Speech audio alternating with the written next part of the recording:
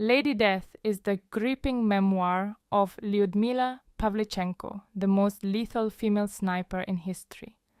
Dive into the harrowing and heroic account of a young Soviet woman who became a legend during World War II with 309 confirmed kills. Let's begin. The village of Mekenzia proved a tough nut to crack. Soviet units undertook a final attack on it on the morning of December 22nd. The Razins advanced, along with the 2nd Perekop Regiment of Naval Infantry. The enemy mounted desperate resistance. The naval infantry managed to seize the road from Mekenzia to the village of Cherkez Kermen, but got no further. By midday, military action had ceased on both sides, and the village remained in the hands of the Fritzes. The Chapayevs secured positions on heights 319.6, 278.4, and 175.8, located 1 kilometer to the west of this ill-fated village. Thus ended the first assault on Sevastopol, which had lasted 25 days. The invaders enjoyed practically no success. They managed to push the defenders back 4 kilometers in the first defense sector to the east of the fishing settlement of Balaklava, and 2 kilometers in the third sector of the Sevastopol defense district by the villages of Duvankoy, Cherkez, Kermen, and Mekenzia. A relatively peaceful period of life ensued on the defense lines. The lines stretched out over 46 kilometers of forested Crimean hills and valleys, from the seashore at Balaklava to the shallow and turbulent river, Belbek. No man's land was of a similar length, and on both sides there were deep trenches, winding communication passages, machine gun nests, anti-tank ditches, minefields, and fortifications with barbed wire. The barbed wire was often strung straight across the trunks of the trees in the forest. This neutral strip was between 100 and 200 meters wide. There were some crossing points. We snipers and our regimental and divisional scouts could cross it completely inconspicuously, especially at night on the Mackenzie Hills along the high ridge of the Kamishli Gully. It stretched for several kilometers, beginning not far from the large village of Duvankoy and inclining to the northwest towards the village of Mekenzia and across the slopes of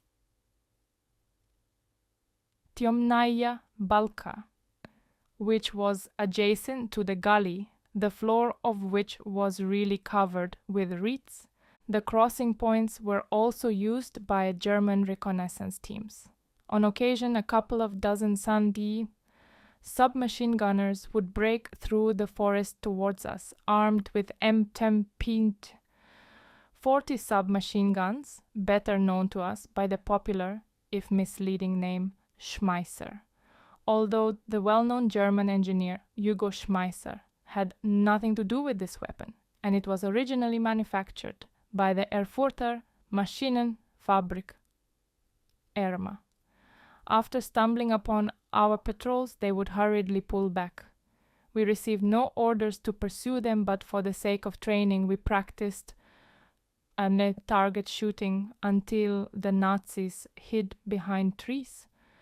On one occasion, smoke from powder was still wreathing the hills, and the echoes of the last shots were resounding around the gullies and general terrain, when a white-haired man in a grey civilian jacket with a knapsack on his shoulders emerged from a thicket by the 2nd Company's trenches.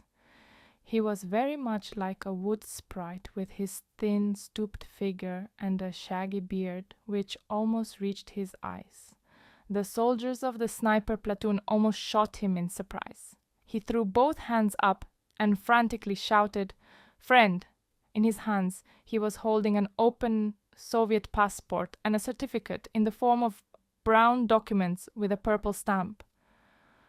Lowering my rifle, I asked him who he was, what he was doing on the military lines of the 54th Regiment, and how he had managed to get past the enemy lookouts.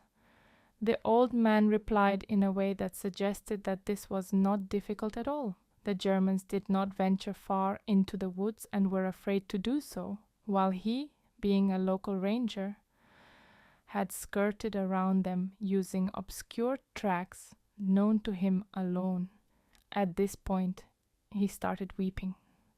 The tears rolled down his white beard and began to fall onto his jacket, which was cinched by a hunter's cartridge belt, albeit an empty one.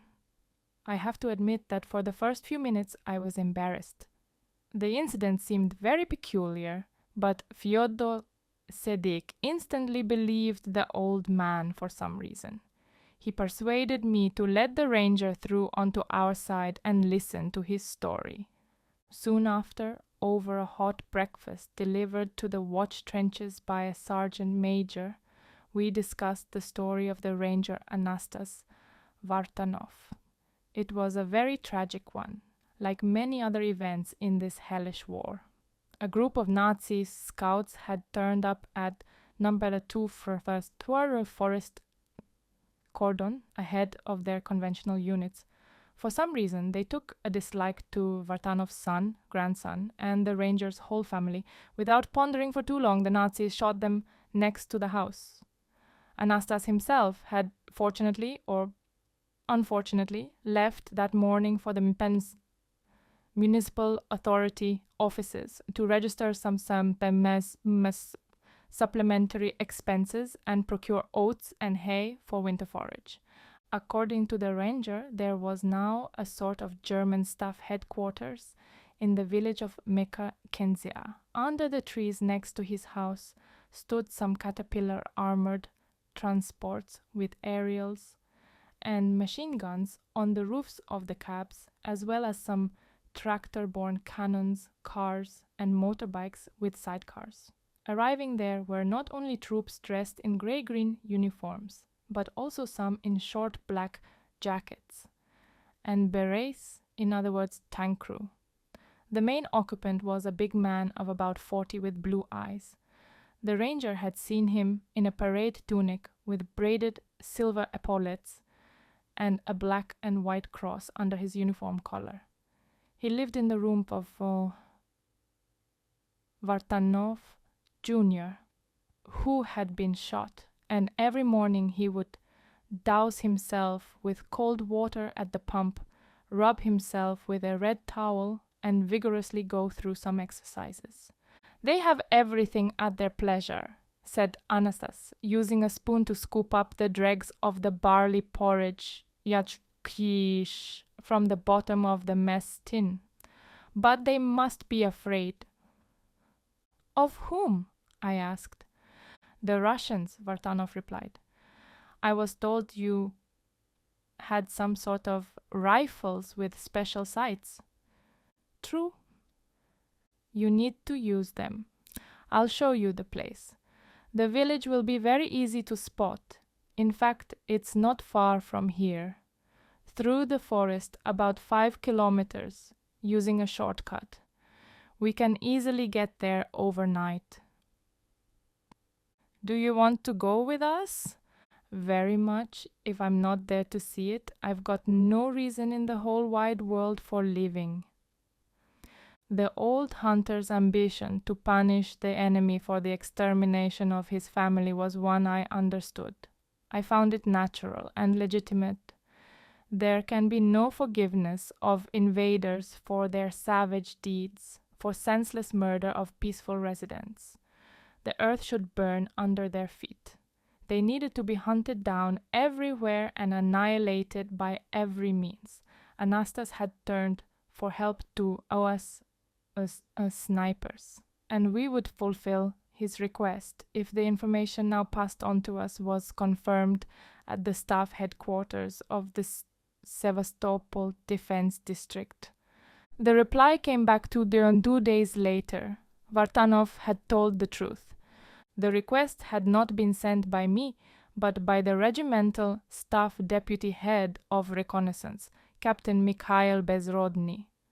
He had served in the 54th Regiment, it would appear, from June 1941, and commanded 2 reconnaissance platoons, one cavalry, the other infantry.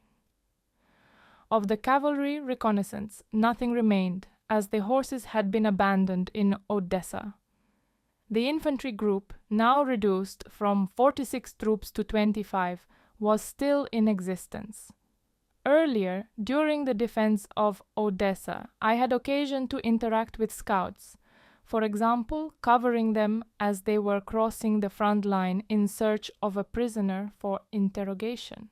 But at that time, the battalions of our regiment frequently operated separately in different sectors of the front, and I had practically no contact with the officers of the regimental general staff.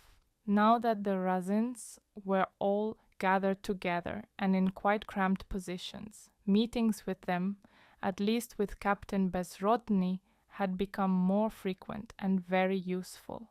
The captain approved my plan for a raid on the village of Mekenzia on condition that the ranger Anastas Vartanov would act as a guide to the group.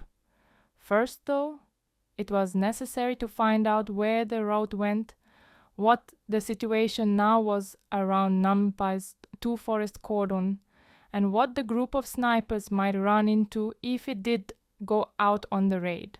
I went with the forester through the forest on the Mackenzie Hills to reconnoiter. I had another goal in doing this. While the Germans were engaged in their first assault, we had to think about repelling their attacks on our fortifications, to operate together with everyone else as an integrated force. With the stabilization of the front, the time for individual sniper hunts was approaching. But how could I make a start if I did not know the locality and was not used to shooting in hills covered with dense forest?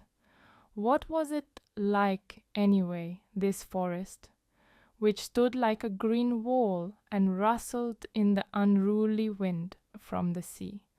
First light was just creeping in. There was a sudden gust of wind. The tops of the trees began to sway, and the bare branches knocked together. In the dissolving gloom, one could imagine they were reanimated forest beings, and that the brief bursts of knocking were their secret language. I listened and raised my head. Leaning over the track was the curiously bent gray-brown trunk of a sycamore. Several large orange leaves, similar to a human palm, were still hanging above on long stalks. Suddenly, one of them broke off and, circling in the air, fell onto the path at my feet. Vartanov pointed at it. "Pick it up. It's a lucky sign." The beautiful sycamore leaf did not match a sniper's autumn attire, a dirty yellow camouflage jacket with brown markings. I put it in my pocket, which already contained an individual toilet pack and a piece of refined lump sugar carefully wrapped in foil, along with a pinch of dry tea. If you chewed the sugar with the tea, it fortified you during the many hours spent in a hideout. What kind of ambush was awaiting me now, I did not know. I simply followed the forester along a barely detectable hunter's track and kept a close watch on the forest. After the deserted, immeasurable Odessa steppes, this seemed to me to be an ideal place for camouflage, but far from ideal for sharp shooting. Where would the bullet fly? A bullet was no hare, able to loop between the tree trunks. How could one correctly calculate the distance to the target when there were gullies rendered invisible by the bushes growing all over them? From the bent sycamore to the well is 85 meters, said the old warden softly. Remember that. It'll come in handy, my child. Vartanov had almost read my thoughts. Perhaps in the delicate forest silence of first light, thoughts were shared with extraordinary ease among conversationalists who were close to each other in spirit. A week ago, I would have been unaware of the very existence of Vartanov, born in the Crimea in the previous century into a family of Russified Armenians who had for 100 years faithfully and truly served the Romanov imperial family, which owned vast hunting areas on the peninsula. Vartanov and his close family had spent their whole life at number 2 Forest Cordon, the village of Mekin-the-Kensia. There they had a whole property, a house with 4 rooms, a summer kitchen, a bathhouse, a woodshed, a barn, a stable, and greenhouses adjacent to a kitchen garden. The ranger toiled from dawn to dusk because the forest demanded constant care, but he regarded himself as a happy and lucky man. His house was an overflowing cup. His eldest son was already helping him.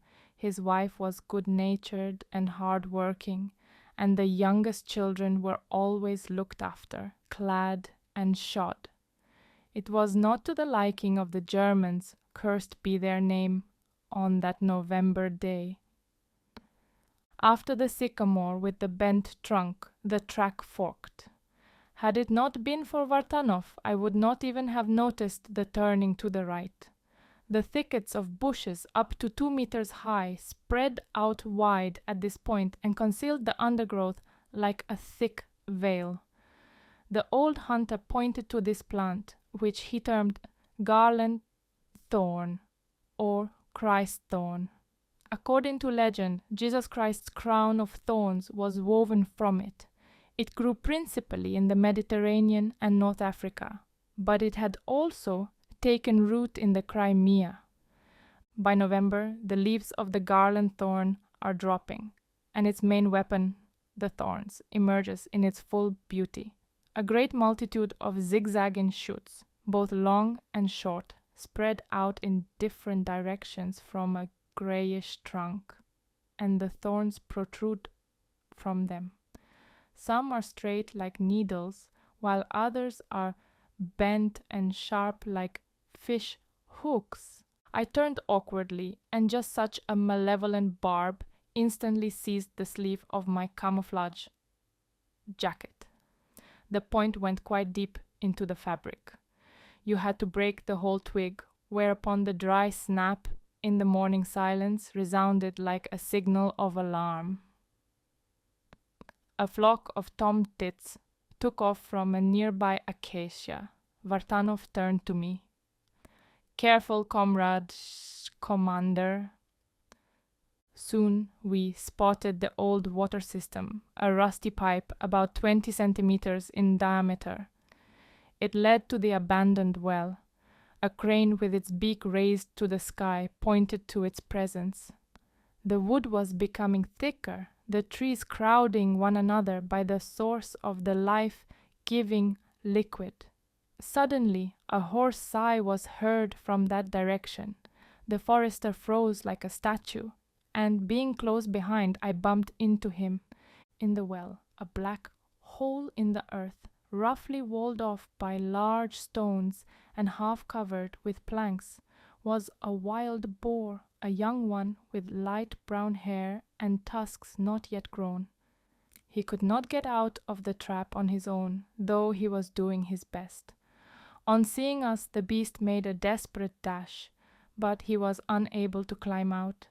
Turning his head, he looked at the ranger with sad, dark brown eyes and grunted pitifully. "Do you want to finish him off?" asked Vartanov. "Fresh pork rissoles. What soldier would turn it down?" "No," I replied, looking at the youngster with curiosity. "I like him. He is still little. Let him live." The hunter seemed cheered.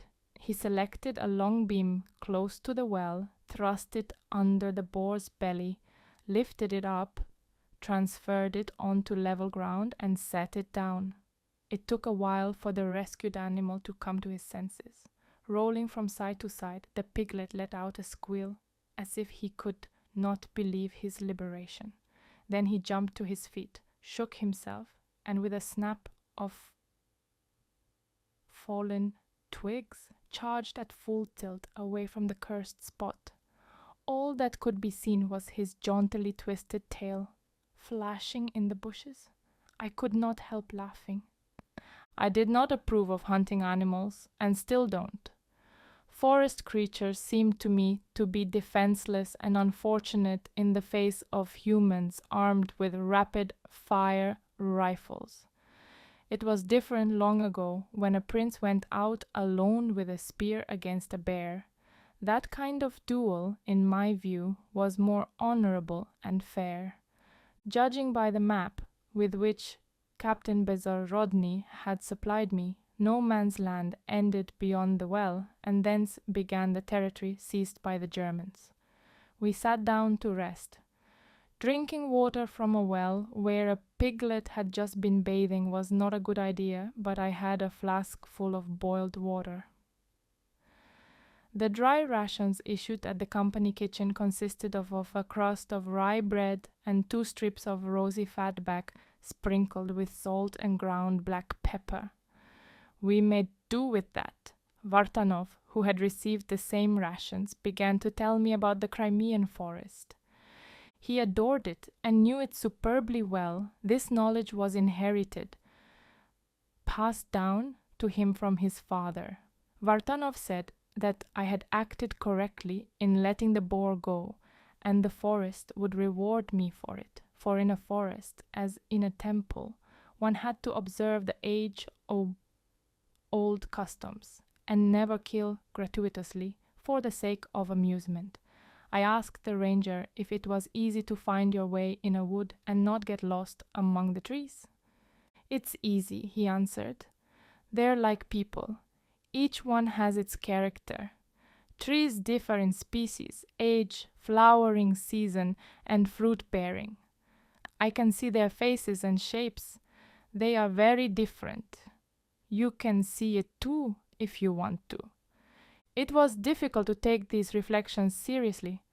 They were like a fairy tale, a legend, but I did not interrupt Vartanov. I let him talk, let him teach me about the life of the forest. As it was, I understood nothing, and viewed the thick trunks of the elms and sycamores around the well with some confusion. The cold, overcast morning invested them with a gloomy color. I did not really believe that I would be able to adjust to life here and read the enigmatic symbols of the forest. We came upon Mackenzie from the northwest when the sun was rising. To get a better view of the place, you had to climb a tree. I spent quite a long time with binoculars, observing the regular pattern of life in the rear of the 11th Army. German transport and people in mouse-colored jackets and overcoats were regularly moving along the road between Mackenzie and the village of Zalenkoi. Crimean Tartars, with the white bands of the Polizei, the pro-Nazi collaborationist police force, around their arms, were in great heart. They were guarding the barrier at the cordon and standing to attention as they greeted the Fritzes. Around midday, a field kitchen appeared, and the seductive aroma of meat and potato soup reached our nostrils. About 50 soldiers with mess tins gathered at the kitchen. After receiving their portions, they did not immediately disperse, but chatted among themselves, smoked, and waited for the coffee. The lower ranks of the German army were only entitled to ersatz rather than real coffee, and its aroma was not especially pleasant. After dinner, the blue-eyed officer with the braided silver epaulettes emerged from the house. I was already conversant with enemy uniforms. This was an artillery major and recipient of the Knight's Cross, as well as the silver Sturmabzeichen. The door of the house from which he had appeared was about 100 meters away from my tree and exactly opposite it, that is, on the same side as the German rear lines. I noted this on a piece of paper attached to a flat field bag, a so-called firing map. The major lit up a cigar and, together with an orderly holding a folder in his hands, got into an Opel Capitan car. Bouncing over the bumps, the vehicle set off along the road, but to the settlement of Cherkez Kermen rather than the village of Zalinkoi. There, according to our reconnaissance reports, the staff headquarters of the 11th Army was located, and its commander, Colonel General Erich von Manstein, resided there. The major was probably hurrying off for a meeting with his superior. I did a rough sketch on paper of the ranger's whole homestead, the house represented by a square, the animal yard and barns by a triangle, the road by a thick wavy line, and the barrier on it by two small lines. I estimated the rough distances between them by eye. In the center of the composition was a very noticeable landmark, a whitish layered rock, covered with pits and cracks. This is how limestone rocks show up on the surface. The phenomenon is frequently found on the slopes and summits of the Crimean hills and mountains, which have what are known as cuesta geological formations. Wind is an almost constant presence in the hills. I noted that on the trees around the village the slender branches were swaying, the leaves were fluttering strongly, and white dust was swirling in the air above the road. This meant that the wind speed was moderate, 4-6 meters per second. Not for nothing does the sniper's proverb proclaim, "The rifle fires the bullet, but the wind carries it." If we were to choose this position, we would have a wind from the side blowing at a 90-degree angle. In such conditions, and at a distance of 100 meters from the target, the sniper had a simple calculation.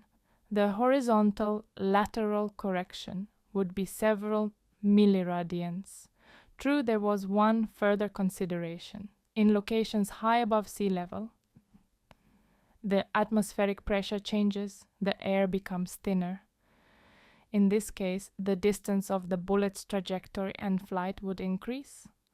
However, Potapov had written in his booklet Instructions for Sharpshooters that in hills under 500 meters in height, and here the altitude did not exceed 310 meters, one could ignore a longitudinal wind, but a lateral wind must be taken into consideration, for it could cause the bullet to drift laterally to a significant extent. On getting down from the tree, I showed my handiwork to Vartanov. He was very surprised. There was no point in explaining everything to the ranger, but he helped to calculate the distances more precisely, marking the distance from the homestead gates to the limestone rock as 43 meters. I asked him about the wind and was told that in November and December strong winds blew here from the north and northeast, bringing rain and cloud. We decided not to delay preparations for the operation, since the information could become outdated. Following my report, Captain Bezrodny warned me that in a raid on Mekenzia, I would not be in a position to control the fire of the entire group, because there were many new recruits in the platoon.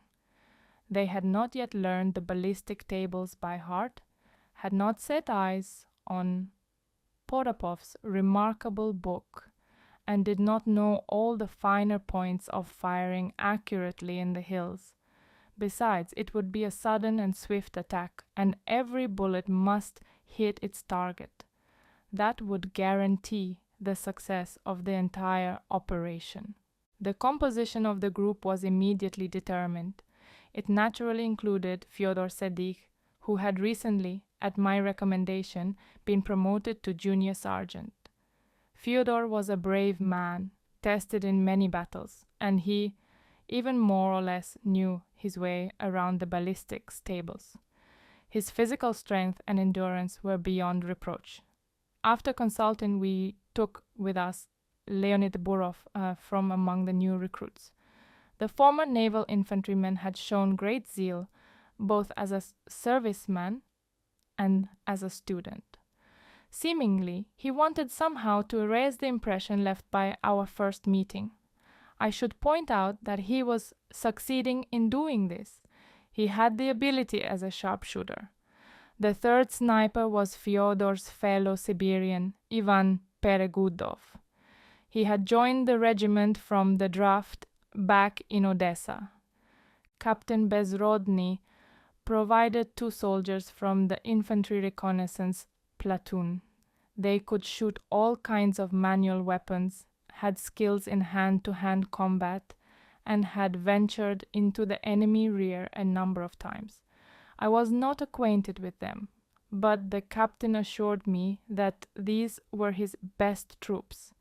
In regimental reconnaissance, the best people are usually too independent, and I asked the captain to explain to them that I would not stand for any nonsense on the raid, and they must obey me without question. He did this in his characteristic, ironic manner.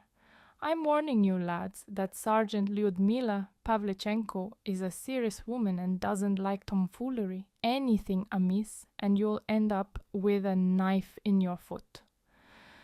On Bezrodny's orders, the scouts were issued with 2 newish PP-41 submachine guns and a DP light machine gun with 3 spare drums. I took my honorary Sveta with me and the snipers their Mosin rifles with PE sights. We thought for a long time about how to arm Vartanov. He only knew how to fire the antiquated Berdan II single-shot bolt-action rifle. Naturally, we did not have any of these ancient Berdans in our armory, and so we provided him with an ordinary 3-line. Apart from the weapons, we took with us sappers' spades, finish or combat, knives, flasks of water, dry rations, a supply of 200 cartridges, and 5 grenades each. Hanging on my belt, as always, was the TT pistol with 2 magazines, 16 shots. However, if the pistol needed to be used on such a raid, that would mean that things had taken a bad turn. But the pistol was not needed. At first light, we approached the village and, in accordance with the plan we had worked out, took up positions in the Nazi rear.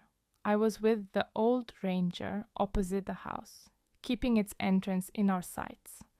The 3 snipers were 15 paces to the left, and the 2 scouts 15 paces to the right, their target being the middle of the clearing and the limestone rock, where the field kitchen stopped. The wind rose a little later and blew in gusts, strengthening to 9 meters a second. We worked out its direction. It was at right angles to our position. I calculated the necessary correction for the dial of the lateral drum on the tube of the telescope sight and showed my troops so that they could regulate the sights on their rifles too. The Germans, very disciplined soldiers, had gathered at the right place at the right time and in the right numbers. The kitchen rolled up at 11:37 in the morning and began dishing out at 11:50. Observing them through binoculars, I waited until they had crowded more closely around the kitchen. I kept my sight on a lanky junior officer with 2 crossed stripes on his epaulettes, a candidate for officer rank. He stood out among the others, telling them something in a loud voice, and the ordinary soldiers were listening to him. Finally, the junior officer went up to the cook, who was ladling out the soup. His head with its uniform cloth cap ended up exactly between the 3 lines in the eyepiece of my sight. The moment had, as it were, arrived. This concludes the 10th part of the story. Thank you very much for listening. What do you think of Pavlichenko's story? Please subscribe for more episodes and leave a comment.